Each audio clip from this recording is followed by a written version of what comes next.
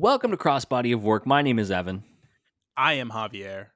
We are back for part 2 of the career of Raven as we're on our extreme road to Philly ahead of WrestleMania 40. Yes, when I get to put the chair right into the back of Evan. I'm not excited, but I'm excited to be a babyface people can rally around. So we are looking at Raven's career in WCW, WWF/E, and TNA this week. I'm going to tell you right now, listeners, it's a lot of weird hardcore matches. That's what we've got for you this week. Yeah, and a lot of like Raven's slow transformation to looking like one of the vampires from Buffy the Vampire Slayer. A little bit, yeah. Before we dive into everything, make sure to share the pod with your friends as we're on the road to WrestleMania. Check out all the old episodes that are available on YouTube or wherever you get your podcasts. Check us out on YouTube, hit subscribe, all of that good stuff. I have a fun fact about Raven for you.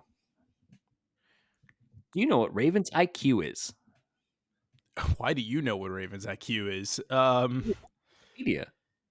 I'm assuming he's pretty smart, so he's probably like all right, what is like an average IQ? Is it like 100? That would make sense. I don't know what the average IQ is, but that would make sense. Well, I want to know the average, and then I want to build off of The that. average IQ is between 85 and 115, according to this quick Google. All right, that's too big of a range. That is way too big of a range. The average IQ in the United States is 97.43. All right, so I'm going to say he has like an IQ of like 130. 143. Oh, shoot. Yeah, he's a member of Mensa. He's a smart cookie. I don't know what Mensa is. I made that face. I have no idea what Mensa is. Mensa is not a part like of Mensa, as you can tell. It's a large, high IQ society. Like, that's the thing, is you have to be in the 90th percentile or higher on an IQ test to be part of Mensa. It's the nerds. It's the nerds, which is funny. We'll talk about the way that they've kind of taken Raven's character, especially in WCW. We'll talk about that in a little bit. But I just thought that was interesting because, like, Raven is always known as like a mind of the business, and it's for good reason because he's a smart guy. What's Raven? I mean, I guess we'll talk about that later. I was gonna say what's he up to these days, but we'll discuss.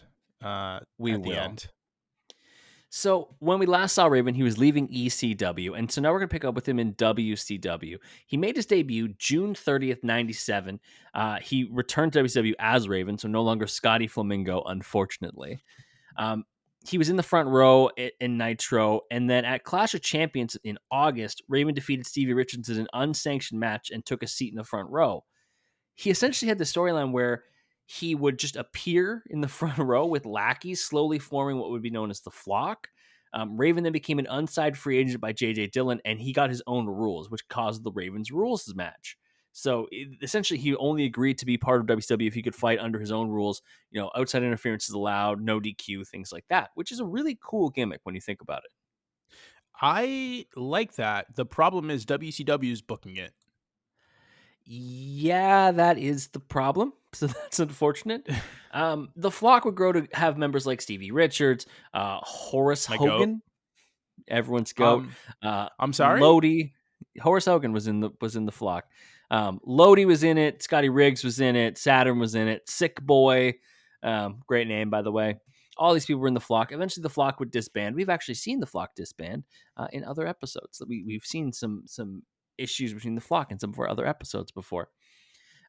Saturn won a match with the help of Kidman against Raven, which helped leave the abuses of Raven. So then Raven is kind of aimless, and that's where we pick him up now.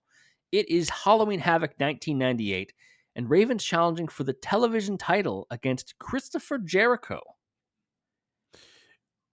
Has the Goldberg thing happened yet? Which Goldberg thing? The U.S. title. Didn't he lose? Wasn't he Raven the one that lost the the U.S. title to Goldberg? I believe that has happened already. Yes. Okay. Yeah. Which is a moment that I am very happy that you did not pick, because should we ever have to suffer through a Goldberg, who are we kidding, series, I am not. I mean, that has to be there. Yes. So before this, it was at Spring Stampede. where he beat DDP for the title and then lost it the next night to Bill Goldberg on Nitro. And that actually As he caused it. should. So he blamed the Flock and Saturn for the loss, and that kind of started the downfall of the Flock. So Goldberg not only took the U.S. title from him, he ruined the Flock. What the flock, man? What the flock, man? Waka Flocka. We need to talk about one very important thing. We need to right. talk about something very important. Why is his theme just the instrumental to "Come as You Are" by Nirvana? I don't know. I don't know if that was, again, I wasn't watching WCW at this point. I don't know if that's legit his theme or if it was something added in post, but I think it's a weird choice to add in post. You know how sometimes they do edit the themes after the fact?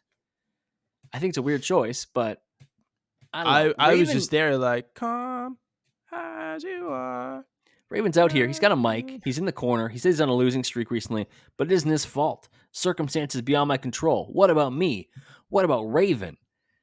What Says the about match you, wasn't man? announced ahead of time. He isn't even going to wrestle tonight. Quote the Raven, yada, yada. Then Jericho gets the mic, Nevermore. and this is a good time for Jericho. This is a good era for Jericho. Is he a babyface here? I don't know what's up with Jericho. He's as babyface as Chris Jericho can be at any given time. Understandable, because Yeah. he sucks. Even when he's a babyface, he's kind of a dick. I know we're very early into the recording, but I'm flexing it now. I was at Big Business last night, the Dynamite show. You were, yes. Chris Jericho had a match with Hook, and I don't know if it's gonna come off like this, if it came off like this on TV or not. Chris Jericho was just like, there was either zero reaction or he was booed.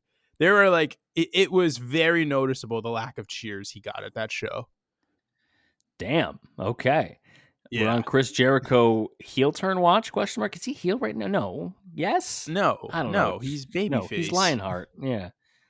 He came out Chris to the Jericho. Lionheart song and everything, and I was like, oh, this is not it. This ain't it. Jericho gets on the mic here. Says, if you don't want to wrestle, that's fine by me. But all the Jerichoholics came to see him wrestle, and they're going to wrestle. You're really disappointed because I wanted to wrestle an icon like Raven. This is where WCW just essentially takes the piss out of Raven. Like, that was kind of the direction they went with him, as they were like, we'll just make fun of him. Like, that's the vibe. Dickhead. He golds him into the ring, and then once Raven gets into the ring, Jericho just stomps him out and beats him up with his own jacket. Whips him with the leather jacket. That's tough. That's a tough look for any punk kid. Yeah. Getting whipped with your own jacket. That and like not having eyeliner. Or your eyeliner's all fucked up. Oh, like doesn't it's not equal. You. Oh my god. Can't do that. Get kicked out the group. Raven hits a cactus clothesline, then does a front suplex onto the stairs, and then it just becomes the Jericho show, to be honest. Jericho just was running the show for a while.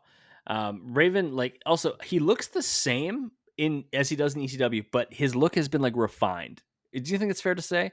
Like, he looks like it's still like, it's still jean shorts, it's still a shirt, but he looks like a little more put together than he did honestly, at any point in ECW. I honestly think it might just be the quality of the video. That is also fair. I think he looks exactly the same. Stun gun, middle rope dropkick to Raven, sends him to the outside. Jericho dives off the apron and smashes his face off of the guardrail. Yeah, there's no hiding the fact that he went like that. Like, yeah, and he says "son of a bitch" when he's down there. Son of a bitch. Raven gets whipped into the guardrail in the ring. Raven is biting the forehead, a move he loves. It's weird. Yeah. It's weird, bro. Jericho removes the turnbuckle cover for some reason. Yep. Because he's and then, a baby face, quotation marks. We get something that genuinely pissed me off. Like, okay, go ahead. The Jim Cornette and all these freaking old heads love to say, oh, the young bucks, they're killing the business. These kids nowadays, all they do, they hit destroyers out of nowhere. And then, all this other stuff, blah, blah, blah. Raven hits a pop-up powerbomb, catapults Jericho onto sick, by the way. Yes, catapults Jericho into the exposed turnbuckle, then immediately follows it up with a bulldog for a fucking near fall. Yeah, that should have ended the match. This is a TV title match. Yep. Opening Halloween Havoc. What the fuck are we doing? And then Jericho puts on the walls of Jericho, which Raven relatively quickly gets to the ropes. Raven hits his finisher with his DDT. Mind you, he had just bounced Jericho off the turnbuckle, the exposed Yep. turnbuckle, like a minute ago. He hits a Yep. DDT, near fall. Jericho, low blows, German with the bridge, near fall. I don't want to hear anything ever again. That's true. This I was don't want to hear really, they're anything killing ever the again. business in the late 90s. Jericho bumps into someone in the apron. I believe it was Canyon. Raven gets caught in the lion table right after that and taps. Raven was not seen again until 1999. He took a break. Took a break for about 2 months. Didn't show up anymore. But when he did, it was in a series of vignettes showing Man, a camera crew following around his childhood home. And that is our promo for the week, is The Real Raven. These airing on Thunder January 7th, 1999. this was so upsetting to me. This I did not know happened in WCW and is deeply upsetting. The way that they treated Raven was they had him do the flock, which was cool. They had him have another little group, but it was mainly after this where he would form a group called the Deadpool with Vampiro and the Insane Clown Posse, which, like other weird people, that makes sense.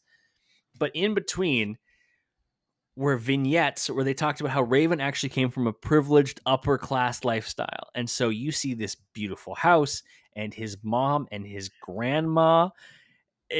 And we meet his sister Chastity. You're just killing the character when you do that. Killing, murdering. Fucking, This there's is the no equivalent. recovery. This is the equivalent of when Brodus Clay became the Funkasaurus. Like, there's no coming back from this. Yeah, You don't get to do that again. Like, no. I mean, these are not the same level of things. I don't know. It's like what is like when a character is just dead? What is a recent example of just kill? This is like, honestly, to me at least, this is like when freaking the demon just had that weird match against Roman where he fell off the Yeah. top rope. What Like, that What is the about same. This is the equivalent to me. Elias becoming Ezekiel? Where it's just like, hey, No, this is because just I over liked now. Ezekiel. I liked it. Not gonna lie to you. I just liked So it because of Kevin Owens. that's true. They're talking to Scotty. So they're using his shoot name, Scott Levy. They're talking to Scotty about going to treatment. Canyon is there just as like a best friend hanging out. Chastity, I will say, standing up for Who better Raven, than saying he Canyon? doesn't want to go to treatment. I don't want to go see treatment. I don't want to go back to the institution. I love how they're like, hey, Raven is clearly a cool punk kid, which means he's clearly depressed. So he needs to be institutionalized. Also, he's depressed, so he needs to be institutionalized. No, it does not I will necessarily. say, I will say, uh, love the way they really captured the essence of rich people having the dumbest shit on their table. They have the fanciest tea set, of course, and then they just have a little lion statue. Oh There's well, hold on. Rich We don't people love disrespect the things that don't knickknacks. do anything. No, I love knickknacks. Knickknacks are fine. This was ornate. This is a fancy lion Yeah. statue. Unnecessary. No, we like that. The Knickknacks mom should be and the things from like sister. Kinder Surprises. Uh, so he walks off, which you could still see him in the background. He just goes to a couch in another room. He's just gonna go play PS2. And Or his then his PlayStation mom 1. and his PlayStation 1. His mom and his sister just start fighting over what the problem is because his mom's starting to blame the sister, even though the sister kind of walked in mid conversation, so it doesn't really do anything. I don't know. Then it cuts to the next clip. You ever been caught in the crossfire where like your mom's mad at your brother and then all of a sudden you walk in and you're like, what's wrong with me? I didn't do anything.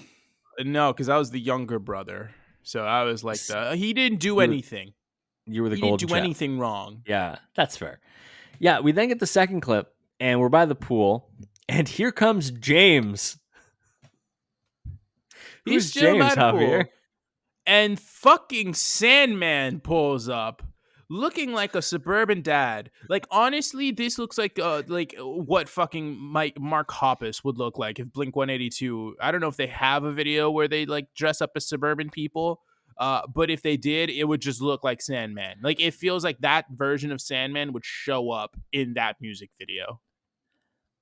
Sandman's in a polo and dad glasses, and he is sucking up to the mom and the grandma a lot. They love James, so James is we're so glad you're here. He's asking if Apparently, he should he's go. the older brother. We asking if he should go see Scotty, but apparently Scotty doesn't want to be annoyed. Oh, it's one of those days. Did you notice that First Sandman's off, voice came out? So they're calling him James, but his Sandman voice came out when he's talking to Canyon. I did not. So Canyon goes, "Hi, James," and you just all of a sudden hear Sandman go, "Hello, Canyon." Like he's so mad. Slaps him on the back. Canyon, with the most delayed sell of all time, falls Yeah, into he the pool. takes a full on bump into the pool, and then Takes a the bump. mother's like, "We just cleaned the pool. Why are you in the pool?" Raven just comes out shirtless. First time and only time we see Raven shirtless this entire 2-part series. Kid's yoked. Yeah, he's not like I don't know. He's a big guy. You expect him to be fucking like you expect a husky guy? Like I don't No, know. it's just you don't see it all because he's covered in like 6 layers. Because apparently depressed kids are always cold. I don't know, and he He's just low key comes out. like And he's he's a got a big little guy. not as jacked, but he's got a little bit of a Kenny Omega build going on right there. Yeah, I think the curly hair helps. I think that also leads to the what it looks like. But this murders Raven. Like this is so. Oh, Luckily, nobody was watching Thunder at the time, but 17, not even 6 feet. That brother's 17 feet down. unbelievable. And the fact that like Raven would come back and do other stuff is great because this was just unbearable. Which we'll take a break, but it leads to our next match, which was kind of fun. Oh, we're gonna take a break. When we get back, we have one of the most fun hardcore matches we've seen on this podcast. Back from the break, WCW Uncensored 1999. It is Hack versus Raven versus Bam Bam Bigelow in a Ravens Rules match. This is hilarious. Calling Sandman Hack Hardcore is Hack. insane because they're calling him Hack because they think he's a hack. Well, he's just hardcore Hack. That's what No, hardcore they Hack think does. he's a hack. They think he's like a phony, like a fake. They think all this stuff is like, oh, this is freaking ridiculous. This guy's not a real pro wrestler. So apparently, his debut was as the preppy neighbor. That was James. He was the preppy neighbor to Raven's character and was going to debut under that gimmick, and then they scrapped it. And then originally they were going to go back to the Sandman gimmick, but Sandman was copyright by ECW. So they went by Hack, which is apparently a nickname of his. Like, it is something he's been called before. It's not out of nowhere. Okay. People have called him Hack before, which, I mean, I once knew a guy named Cheese, so I can't say I'm anything. sorry? A nickname he gave himself was Cheese. Here's the thing. I feel like if you give yourself a nickname, the only time it has ever worked is Kobe Bryant when he called himself the Black Mamba. That is literally the only time. Other than that, never has worked. Cheese. This match rules. Hack is here with barbed wire around his neck. Milk. Chastity is in one of the greatest 90s outfits I've ever seen. She is quintessentially 90s. White hat, sunglasses, tank top, board shorts, and she is bringing a whole like cart of weapons to the ring. She's just a girl in a world. What do you think of the match in terms of the actual action? I thought this was chaos, but so fun. I don't know. Another thing is, it's 3 people who were in ECW, but are also good workers for the most part, and like aren't afraid. We've covered completely Sandman. mess their body. He's good. Yeah. Have we done Bam Bam? Yeah, we've done Bam Bam. Original Haas month. Yeah. Yeah, we're doing all 3 here now. We're completing the trifecta, I guess. But this is just chaos. Like Hack has a cane. Bigelow and Raven like rush him immediately because he has a cane. Here's the way we're gonna break down this match. We are going to draft the weapons used in this match. Oh, how do we decide? Do I need to do a guest appearance from the draft time? Yes, you should go watch all of our YouTube videos that involve the draft time. But Javier, if you got the draft time, pull it out. Oh, come on. It's right here. Call it in the air. All right, I'll call it.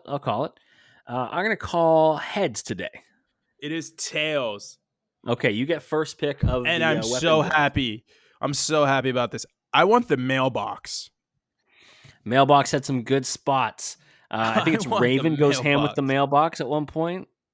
It's a good time. Bigelow gets a nasty shot with the mailbox. Like he freaking, I think it's to Hack. He freaking breaks his back with that. Easy number 2 pick. This is like the Caleb Williams and Drake May of weapons. I'm taking the ironing board. What a performance by ironing board. Ironing board went ham today. I I'm not sure Drake May's the solid number 2 that you think it was. Yeah, every mock I've read recently, but ironing board set up in the corner, drop toe hold, and Hack gets run through it, which is awesome. At one point, Hack is just holding it and just hitting people with it if he can find them. It's great. Um, so here's my next pick. It's the broken trash can stacked on Yes, top of another broken trash can in the yes. corner. That Raven was like, I can't get this to stay. And so he turns around and immediately I think Bigelow puts him through it. Okay, I'm gonna go with the strongest table I've ever seen as the next spot. Okay, so Hack is set on the table. He rolls off. Raven essentially just hands him to Bam Bam, who's sitting on the top turnbuckle, and Bam Bam power bombs him, quote, through the table. The table does not crack. It is the oldest looking. It has been to so many Legion potlucks. It is so fucking old. It has It stood might the be test of time. Japanese. Like, you know how they had you go into the desk during the nuclear drills, right? Back in the day? Yeah. Like, that's what the kids. This would work. This would have kept you safe, this table. So, Fallout, Hack is just everyone's gone, not you. not you. Hack is just on the table. So Bam Bam's like, fuck it, and just splashes him from the middle rope to finally Which put him through the world's strongest table. honestly, very good quick thinking from him. Very quick Um thinking. It's the best table I've ever seen. my my last my last pick, because I can't go any further with this, is the weakest electrical tape in the history of mankind. Yeah, talk about it. So Chastity hands Raven a roll of electrical tape. Uh, and he DDT Sandman, turns him around, then wraps his arms behind his back with the tape, Yeah, then proceeds to hit like 5 of the worst unprotected chair shots you will ever see in your life. And yeah. with each shot, you just look at Hack, and his hands are further and further apart as the tape is just going away from him because there is absolutely no protection. He's trying to keep it there, but he can't because they're just gone. And by the last chair shot, his hands are just free. It's great. It's the worst tape of all time. All right, my last pick has to go to the Ore. The Ore falling down the board, but what a great job by Ore today. Raven hits both men in the nuts with the Ore and then sheaths it like a sword. Are you kidding me? That was the coolest thing I've seen all day. I was like, that rules. There's a couple more Ore shots later in the match too, but man, that was awesome. The Ore was great. I love the Ore. And then I guess, some honorable mentions here. There's the fire extinguisher, which kind of leads Yeah, to the that plays finish. into the finish. Let's wait and we'll talk about the fire extinguisher in the finish in a The second. Baking sheets. trash can Yeah, lids got a hell of a run in the early part of this match. Sandman does use a Singapore cane for a little bit in this match. So again, you going back to the old well. The cookie sheets do some work in this one as well. A couple signs, they used a lot from the bin of weapons that Chastity brought. I'm But pretty talk sure about the fire someone from the extinguisher. crowd threw a sign in, if we're being completely honest with ourselves. Talk about the finish and how Chastity gets involved. Yes, so Chastity uses Bigelow goes up to the top. Chastity uses the fire extinguisher to knock Bigelow off the top rope through a table, which kind of clears the way for By Raven. popping out of the bin she brought out earlier. She was Yes. surprised. By the way, the bin is one of those like college move-in bins. Like if you have to move into your Yes. dorm, this is the rolling bin that you would use to carry all Yeah. your stuff in. Um, so she uses that to knock Bigelow off the top rope. He goes through a table. Like I said, it clears up the way for Raven to go after Hack. Right as he's about to get him, Chastity hits or extinguishes Raven right in his face. Yeah, Then she butts him right in the nards. Hack just tough. pins him 1, 2, 3 to win the match. Tough look for Raven. Raven would do a couple more things in WCW. He teamed with Perry Saturn at one point, winning the WCW Tag Championships at 99 Slamboree. He would lose the belts to the debuting Jersey Triad a few weeks later. He would do the Deadpool, like I mentioned, with Vampiro and Insane Clown Posse. And then apparently, in a backstage meeting in August of 99, Eric Bischoff offered anyone their release right then and there if they were unhappy. And Scott Levy was the only one to get up and walk out because he was dissatisfied with the creative direction. So they had a whole thing, and Eric Bischoff was like, look, if any of you want to leave, you can. And Raven was like, bet, and just left. And I think that's hilarious. He probably had a big contract too, which is kind of Yeah. nuts that he would do that. He would then return to ECW for a year. His surprise return was at the last show at the Madhouse, which was the ECW debut on TNN, and he would win the tag team titles from the departing Dudley Boys alongside Tommy Dreamer. They reigned as world tag team champions for several months. They lost the belts. They feuded again, of course, and then he would actually win the tag titles with Mike Awesome as well. Very cool, and would lose them a week later to the Impact Players. Then he came to WWF. He wasn't allowed to go to WWF initially because of something in the contract with WCW. They essentially didn't care if you went to ECW, but you couldn't go to WWF. Essentially, it was a non-compete to go to World Wrestling Federation. But he debuted as Raven in WWF at Unforgiven, interfering in a strap match between Taz and Jerry Lawler and hitting Lawler with the DDT. They entirely ignored the Johnny Polo side of his run, because why would they bring that up when he's Raven now? He would feud with Jerry Lawler through January 2001, then go to the hardcore division. He would have his only WrestleMania match at WrestleMania X7 against Big Show and Kane, a match we've covered in our Big Show 3-parter. Yes, it was a decent match. The fun fact of that match, of course, being that Big Show and Kane and Raven almost ended the broadcast because Raven's on a golf cart at one point and drives into a side little thing that holds all of the wiring in the Astrodome and almost knocked out power to the stadium. That would have been a bad time. Hilarious. If Raven's claim to fame was that he ended WrestleMania X7 before they could do the heel turn of Stone Cold Steve Austin, that's the funniest thing in the world. But also, would we have still gotten the heel turn? What do they do? It's a good sliding doors moment. We already covered that match. Go listen to our Big Show 3-parter, of course. But the match we are covering is the next month. It's Backlash 2001, and it is Raven versus Rhino for the hardcore title. I like it. I like it. You know that Raven Not has enough Rhino content on this podcast. That's true. We should change that. Do you know that Raven has the record for most hardcore championship reigns? I'm sorry, you said what now? Yeah, because of the 24/7 rule, Raven has the record for the most hardcore championship reigns. Do you know what the number is? Insane. Is it like 17? It is 27.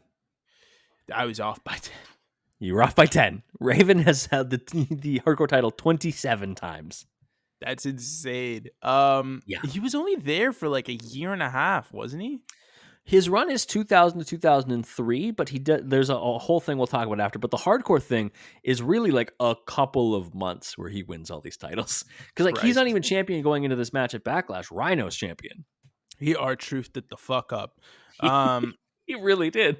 Raven comes out with a shopping cart full of stuff. He's downgraded. He's gone from college rolling bin to shopping cart. To a SCART. Call him SCARTs. Raven looks significantly older.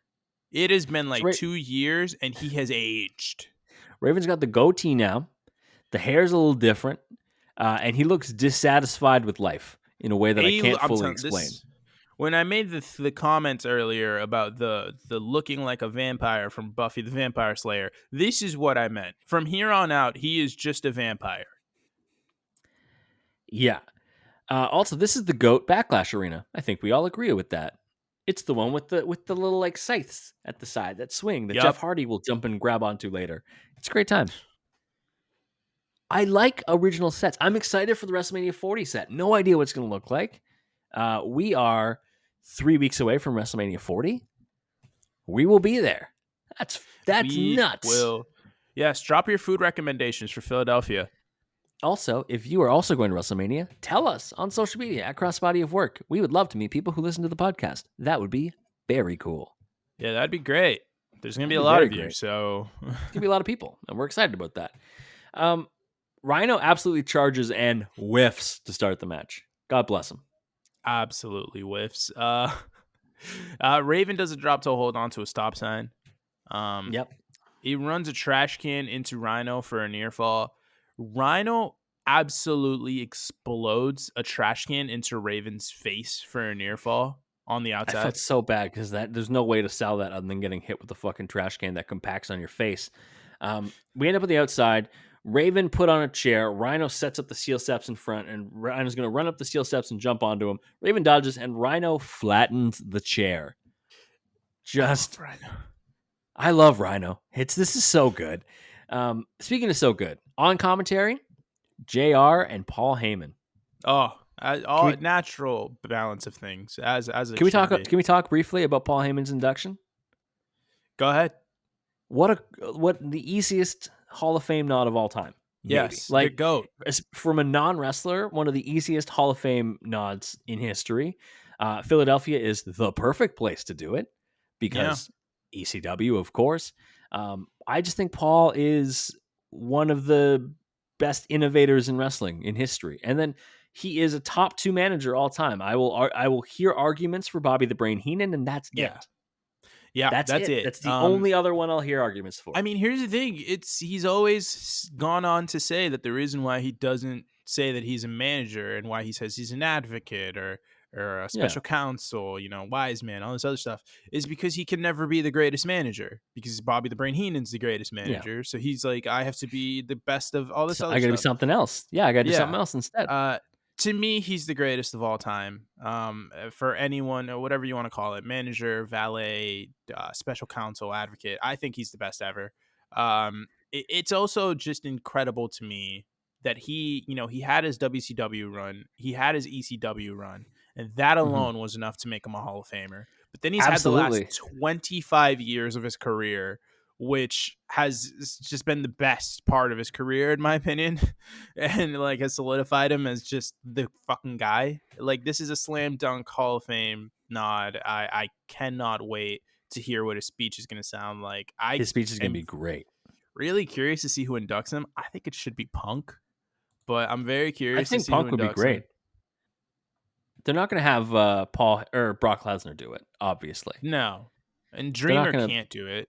So Dreamer can't do it, which is like the other person who I had odds on to do it would have been Dreamer. So, I can't say uh, like any of the ECW guys. I wouldn't say they're not going to bring in RVD. They're not going to bring in either of the Dudleys. It doesn't make. Here's the thing. Like it's great that he does that, but this is the WWE Hall of Fame, and it just needs to be a WWE person in my mind. yeah, And the only it's going to be one that Punk. really makes sense right now is Punk.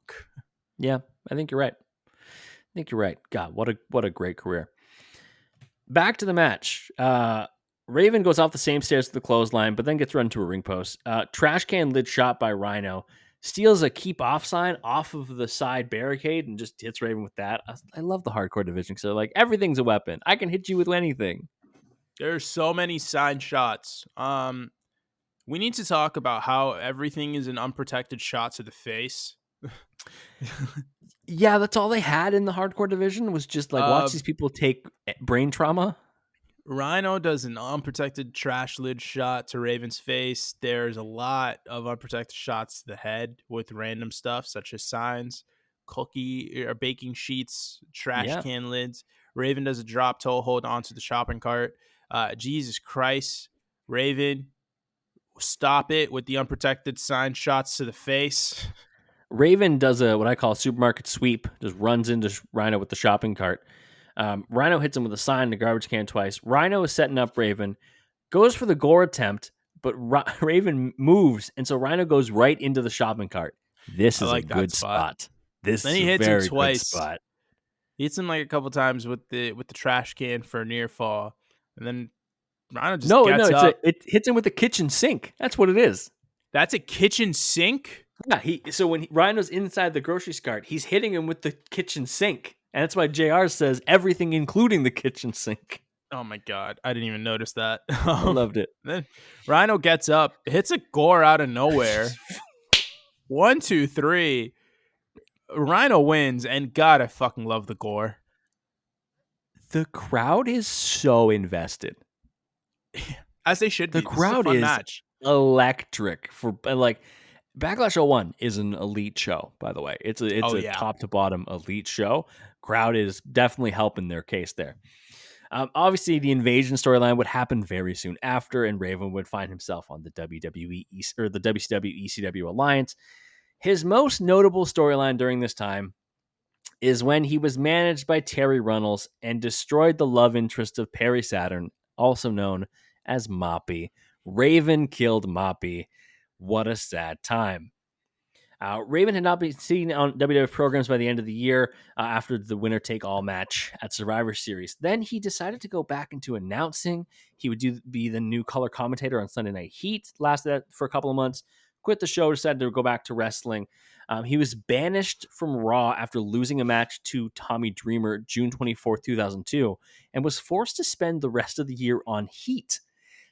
There was a storyline on Heat where Raven was attempting to essentially wrestle his way back to Raw. Like they treated it like he had to get called back up to the big leagues, and he did. But then he lost to Jeff Hardy in a Royal Rumble qualifier in what was his final match in the WWE. We are going to take a break. When we get back, we look at Raven moving to TNA instead. Back from the break, Raven debuted for TNA January 22nd, 2003, 2 days after his release from WWE. No 90-day compete there. We don't None need of that that. around here, brother. Not right here, partner. He attacked and hit his finisher on Jeff Jarrett, stole the NWA World Heavyweight Championship. Raven then embarked on a long-running storyline in which he claimed it was his destiny to win the NWA World Heavyweight title. He would form a stable in TNA known as The Gathering. Did you know about The Gathering? Of course I knew about the Gathering. This is how Were I you knew about watch? Raven. Were you watching during this time? No, I think this is still the weekly pay-per-view thing. Yeah, this is as we're coming into and like just out of the weekly pay per view era. Yeah, I think you're gonna hate me for this. I know Raven because of TNA. So I don't like people are going to see people at different times of their lives. That's okay. yeah, like that's how I know Raven. So like to see that it was like I don't know, Raven for me was always kind of like an interesting figure because it's kind of like this is a bad comparison, but it's kind of like how people who started watching wrestling, during this like kind of modern era, like post 2010s, maybe even like 2015, like people who are like, teenagers or like into their early Yeah. 20s and stuff like that now. Like how they kind of like didn't really get Shelton Benjamin. So they saw Shelton Benjamin during his return run and were like, all Who's right, he's this guy? cool. This guy's Yeah. cool, but No, that's fair. doesn't really do much. I feel Like like that's kind of what I saw Raven as in TNA. there's also people who like only knew Bobby Lashley from his TNA dominance and were still excited for him to come to WWE and they're like, "Oh, he's a WWE guy before?" Like it all depends on where your entry point is for wrestling. So, like that's not a bad thing. The Gathering had some familiar faces in it. That's CM important to Punk. note. CM Punk was in it. Julio De Niro, great name, and somebody named Alexis Lurie. Who's Alexis Lurie? It's a name you know because it's Serena Mickey Deeb? James. It's Oh, Mickey James. Yeah. yeah. All the Gathering would turn on him eventually. He created matches involving old friends. He brought in former ECW guys to TNA to feud with guys like New Jack, Perry Saturn, Mikey Whipwreck, Justin Credible, all of whom Raven won because he's going over, baby. In That 2004, don't work for me, brother. 2004, he teamed up with the Sandman to go against the Gathering. The Gathering won due to interference from James Mitchell, Father James. He would align himself with the Gathering. Raven then teamed with Terry Funk to beat the Gathering, which is cool. Then he would refocus himself onto the world title picture. Our first match from TNA is a singles match that was originally scheduled to be against Jeff Hardy. However, it's actually against Sean Waltman. It is a Clockwork Orange House of Fun match from Hard Justice 2005. Jeff Hardy being a part of this originally makes so much sense to me. Right? Now, This era, yeah. So it's supposed to be Jeff Hardy. And now I know what you're thinking. Jeff Hardy, scheduled for a match, doesn't appear. What's the deal? He just arrived late. Like his travel was late. It legitimately the reason. There was no other reason. So they just had Sean Waltman take his place. Which, when you think about it, the fact that Sean Waltman could come in and deliver what was a pretty good match with Yeah. some pretty intense spots. Shout out to X Pac. Yeah. This is a freaking kooky match. Um, It's there's not only my it's cage not my on recommendation, like but it is interesting. no. There's only a cage on like 2 or 3 of the 6 sides of the ring, and they're So not there's connected. there's 2 of the 6 sides. There's 2 sides that are steel cage, 2 sides that are barbed wire, and then 2 sides across from each other that are open. Because this is And what the I Clockwork was just Orange like, what is happening? The House of Fun match was Raven would just throw whatever shit he wanted out there, and that's what the match would look like. It's essentially Raven's rules for a modern audience. Okay. Where they're like, I fuck was it, so it's whatever he confused. wants. Waltman attacks Raven from behind. The only again, the only parts of the ring are covered by cage. Raven is bleeding, and I don't know from where. I think he gets hit with the garbage can is what does it. A couple garbage can shot lid, and then a couple lid shots. Raven claps the ears of Waltman with the lids. He gets tossed into a trash can wedged in the corner. Sean Waltman with, I know he's got good kicks. These are really good kicks in this match. Yeah. They're really Uh, crisp. He's on it today. Waltman goes for a Bronco Buster. Raven blasted him with a trash can. Just rocked him. Just threw it right at him. Raven then uses a fork on Waltman right in his forehead. Grates his head on the cage. There are so many trash can lid shots by Raven. And then he puts on an ankle lock. I was confused by this too. So yeah, he's essentially just hit him in the head repeatedly, and then it's like, I'll work the leg. Like it doesn't make a All the lot of blood's in the sense. head. So you just Yeah, gotta, really. Sean Waltman hits the Bronco Buster in the corner. He hits X Factor.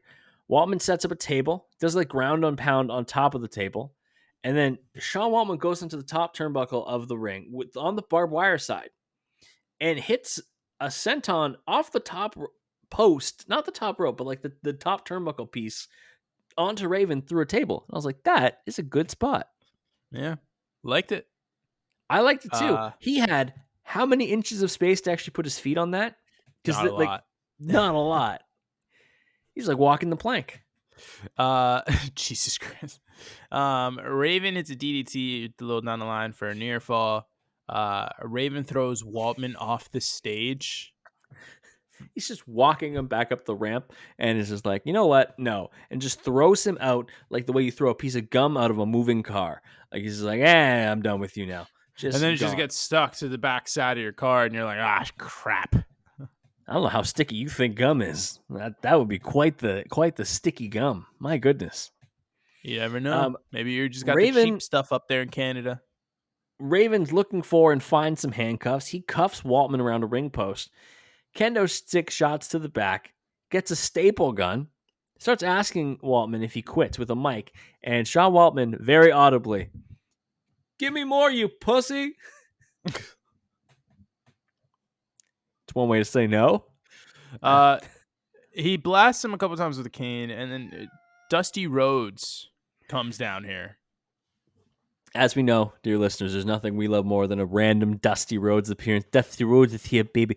Oh, you can't keep him locked up like this, baby. This ain't no 50 Shades.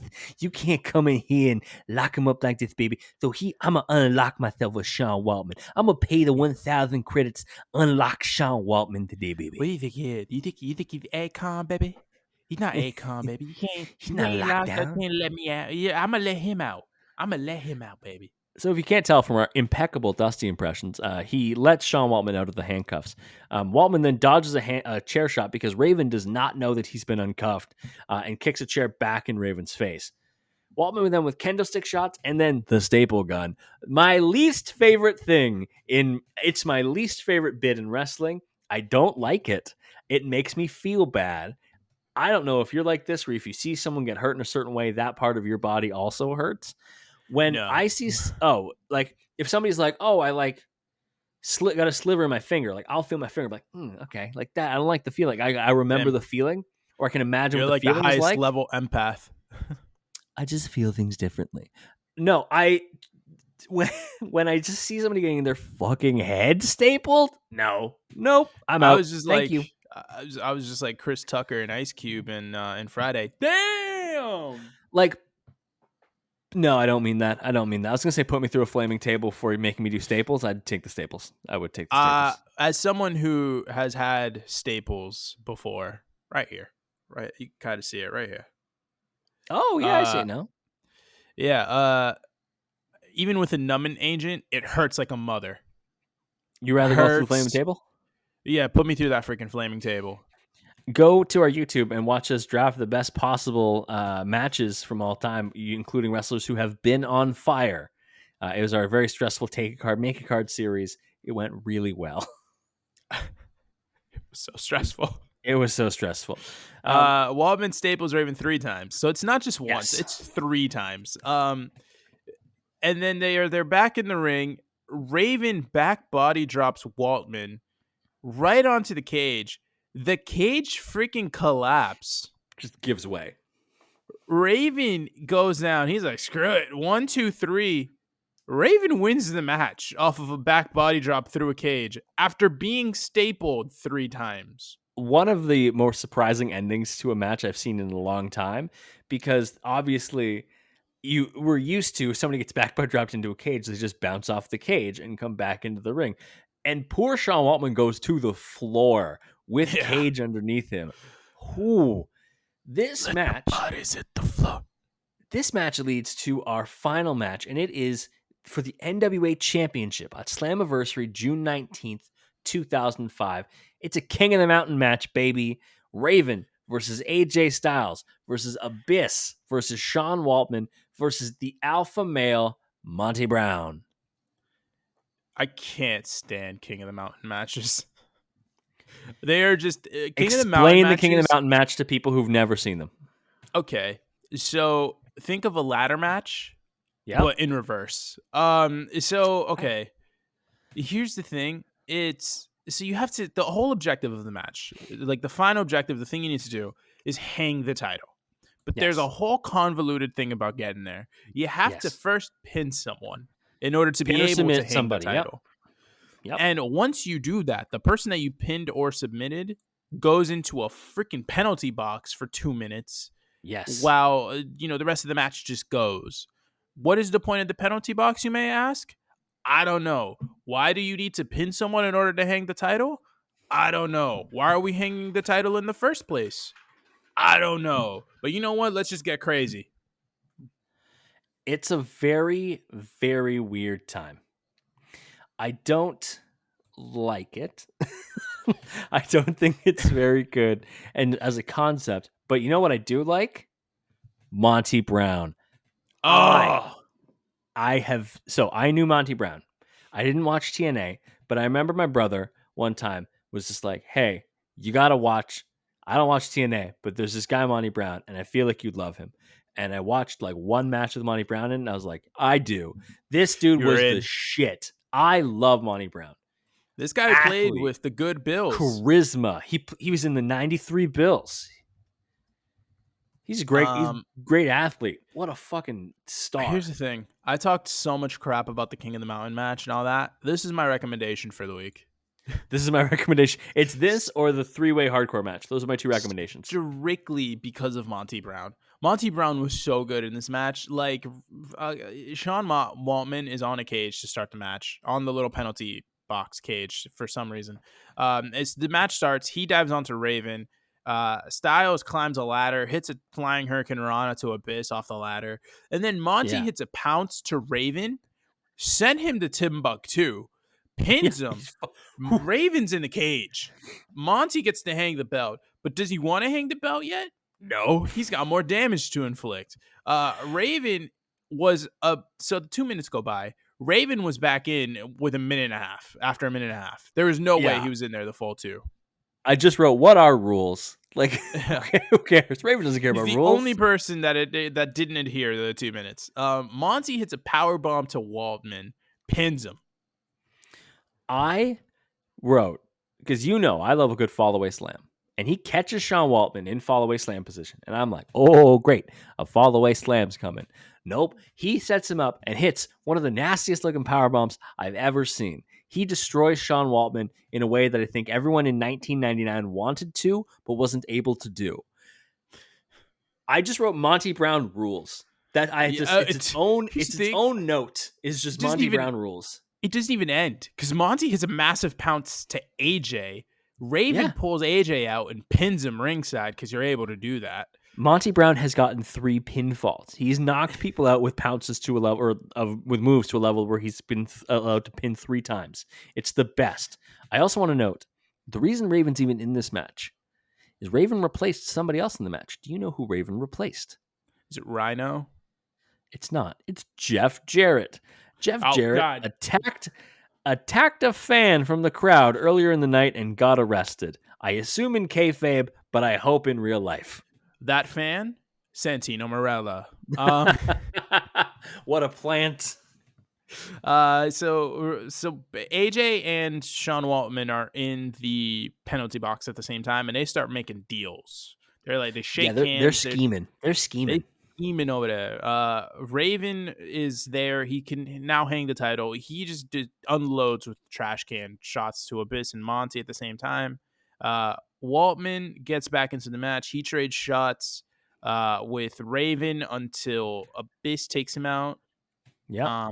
Then we get one of my favorite moves. We get a nice black hole slam to Monty. 1, 2, 3. Abyss is able to hang the title, and Monty has to go to the penalty box. This is so convoluted. There's so much happening. AJ, so as of right now, the only person who isn't able to hang the title up is AJ. As of right now. But that changes very quickly because AJ puts Abyss on a table, or AJ and Sean Waltman get Abyss on a table. Yep. AJ hits a Styles Clash to Raven. Abyss breaks up that pin. Then Sean Waltman helps AJ get Abyss on a table on the outside. AJ goes up to the top rope and hits a fucking spiral tap off of the top rope through the table on the outside of the ring.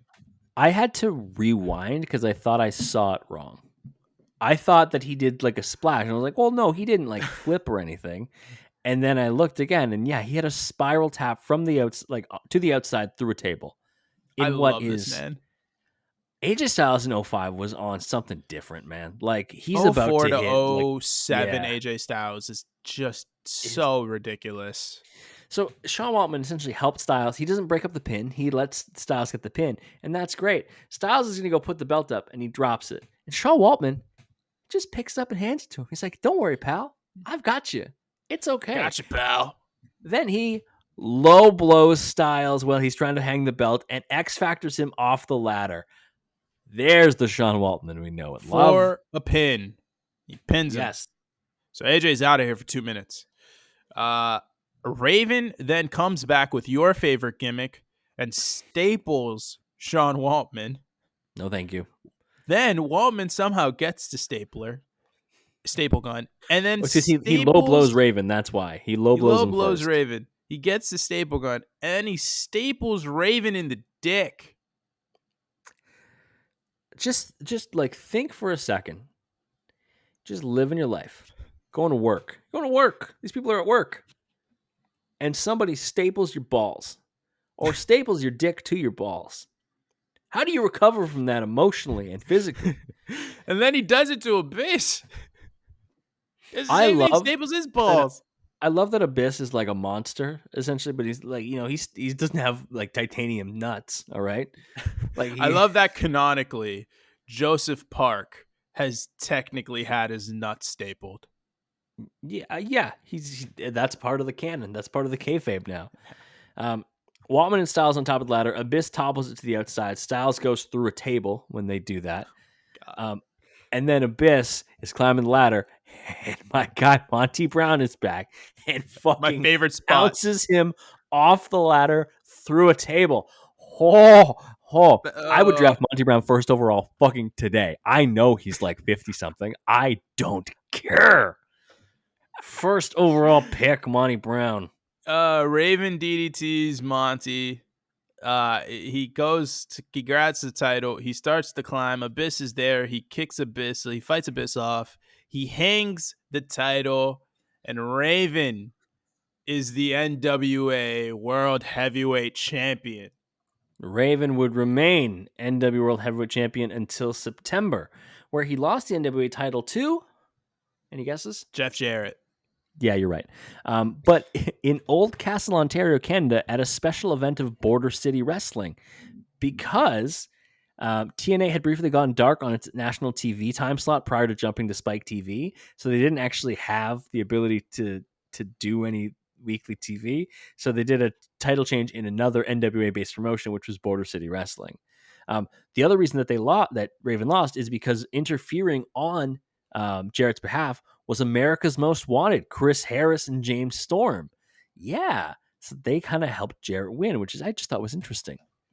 My Raven guys. would do a little bit more in TNA. He would be in TNA on and off until 2010. He had the serotonin stable where he looked kind of like very Clockwork Orangey in terms of his appearance.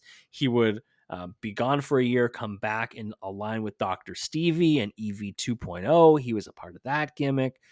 He would be on the independent circuit as well. He's in semi-retirement. Like, he's still wrestling every once in a while. He's come back a couple of different times. Odds He's that in we see him? odds that we see him at the show would be, I don't know. Onita needs a partner.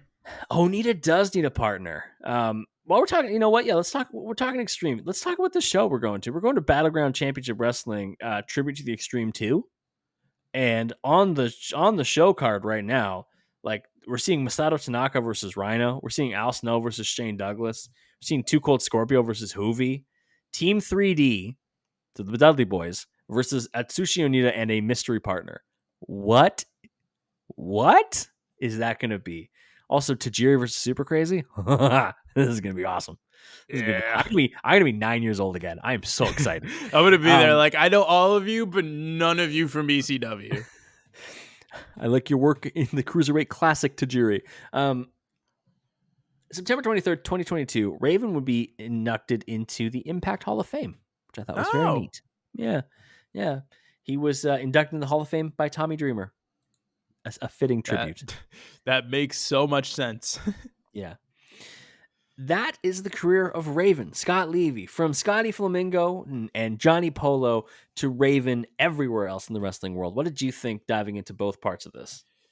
You know, part of me is not part of me. A lot of me is conflicted about his career because I want to say, oh, he should have been a much bigger star. Like, you know, he could not much bigger star, but like he could have been used so much better in WWE or WWF and WCW, right? Like, Yeah. you know, all this other stuff. But at the same time, I'm like, this guy was a top guy in ECW. Like, this guy was a top guy in TNA. Like, he was a top guy in pretty, you know, sizable promotions. Like, yeah, he didn't make it to the top of the big two, but he was never going to. And when I think about, like, you know, those runs, I think about more so you have this guy who's really, really good and really, really talented, great mind for the business, really good worker, can do all this other stuff. And where sort of where I get conflicted about it is just kind of the misuse of him, especially in WCW. Like, you don't have this guy and then use him the way you did. I can understand if there's no plans to push him to the top or anything like that. Yeah. That's fine. It's the land of the giants. It's where the big boys play, whatever the hell they want to say. But like, there are stories to be told with Raven that, you know, like, whether it's the cruiserweight division, whether it's the, you know, the TV title, so like, it doesn't even need a title. Just put him in feuds with people over him being a cult leader, like stuff Yeah. like that. Like, he's a very charismatic guy who deserves to not have his character literally pretty much assassinated. Looking at you, And in, WCW.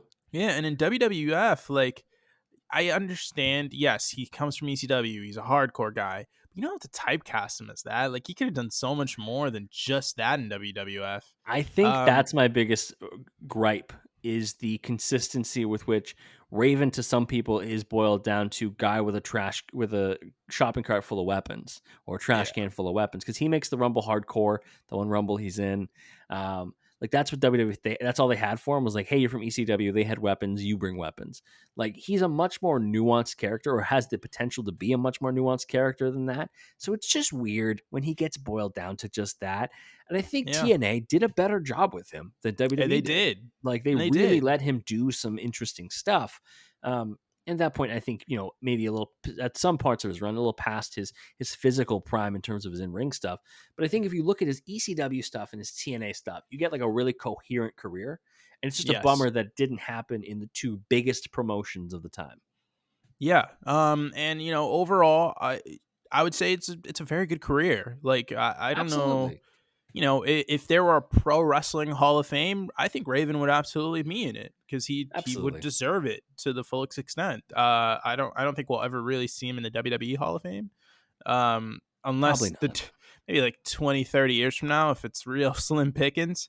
But Yeah, but Coco by then we'll Beware. be inducting Dominic Mysterio, so no, we'll Yeah, be fine. true. Coco Beware's in the WWE Hall of Fame, so anything is possible. It's like Anything is possible. it's like how the NBA Hall of Fame or the National Basketball Hall of Fame just doesn't matter anymore because Mitch Richmond's in it. Like you can put anyone in there. Sure. Oh, you want to stick Kyle Kuzma in the Hall of Fame? Why not? Coos. All right. Next week, our Extreme Road to Philadelphia continues as we cover the career of Mike Awesome. Very excited to dive into some of his legendary battles with Masato Tanaka. Not excited for him to be the fat chick thriller in Love it. WCW. It's going to be a great start and a terrible finish. Oh, I'm not More excited. respect for the fat chick thriller. No respect for the fat chick thriller. You should also follow us on social media wherever you would like. We're at Crossbody of Work on Instagram and on Twitter. Follow Javier wherever he tells you right now. I'm on the Twitter machine at JMello Sports. Lob You, follows. you can follow me at It7Gomes, ITSEVANGOMES. You can cop all the new podcast merch. I got the hat on right now. If you're watching on YouTube, Javier's got the I got got the the hoodie hoodie. on. Wait for it. Wait for it. Wait for it. And the He's got t-shirt. the t-shirt on too. My goodness. The link for all of this, our bonfire link, is in our bio. It's also in the show notes for the podcast episode, and it's on And if YouTube you're as watching on well. YouTube, look at my cat. Look at my You also child. get to see Javier's cat. What a nice Do treat you for do you you. want to help me feed this cat that likes to eat so much? Buy the merch. Buy the merch. Subscribe. Also, be sure to hit subscribe on YouTube, wherever you are following, wherever you're listening on podcasts. And hey, share the podcast with a friend. I'm sure you've got one wrestling friend. And we have lots of people who listen to the podcast who don't subscribe. We can see the numbers. We wanted to make sure you're all subscribed so you get all the episodes. We're going to have so much WrestleMania content coming at you while we're in Philadelphia. It's going to be really exciting. Make sure you're subscribed. Tell your friends as we make our way there. All right. It's time for everyone's favorite part of the podcast. Javier, any final words for the people? This week on Life Advice with Javier. Man, there's a few things I can do. I'll make it simple. So last night I was at Dynamite and I got to see Kazuchika Okada wrestle for the first time ever live and in person.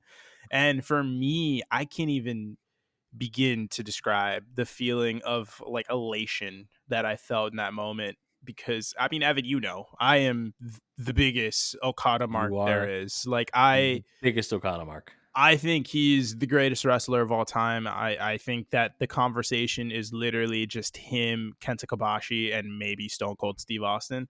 And overall, like when we talk Okay. about wrestler, we talk about Yeah. the whole The whole package. package. And obviously with the Japanese guys, the actual wrestling takes precedent on that. But you kind of have to mention Austin, and also John Cena. I'm looking at you. And seeing that and everything, like I literally had tears in my eyes. Not like my eyes watered. I wasn't full on sobbing seeing Okada wrestle, but like that, the whole purpose of that, aside from me kind of bragging about seeing Okada wrestle, is like if you have these like dreams, like this like goal things, like I in my mind I would figured, oh, if I'm gonna watch Okada wrestle, it's gonna be like after he's 40 and it's gonna have to be at a Tokyo Dome show. because that was going to be just my only chance. Yeah. And I was really looking forward to that, and I still am really looking forward to a Wrestle Kingdom show or January 4th show at the Tokyo Dome. Like, that's still one of my dreams. But I got it sooner than I expected. So, and I made sure, I've had these tickets for a while, but I as soon as, Okada signed and it was possible that he could possibly be at Big Business, I immediately was like locked in, and like, I knew, like, oh my God, like, I'm about to check something off.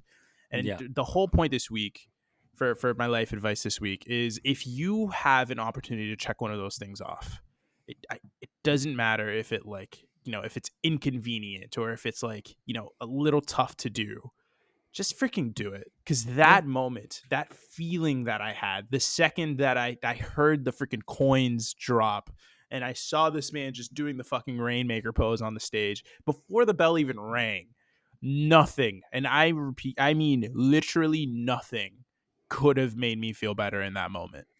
Now, we are going to have so much wrestling in the next little bit in terms of live wrestling. I'm so excited. You went to Big Business. I go to AEW Collision when it's in London, Ontario. Literally, the next show after that is the Dynamite Collision dual taping in Worcester, Yeah. and you're going to that. Yeah. And then we're going to be in WrestleMania, where we have Tribute to the Extreme. We're going to NXT TakeOver. We're going both nights of WrestleMania. There's so much good wrestling. All right, that's Yeah. it for this week. The thing is, if you have the opportunity to go see, it doesn't have to be wrestling, but if anything, Yeah, in life, if you literally wanna go anything. Like, if take there's a that shot. concert, if there's like I don't know, if you're a honestly, this is like probably bad advice. If you're a Taylor Swift fan and she's Try to get coming the back at some point and you want to yeah. go to the Era Store, you're like, this is a dream of mine. I need to go to that. Listen, it's really expensive and I know it's tough, but if you can somehow make it work and this is like something that you really want to do, go freaking do it.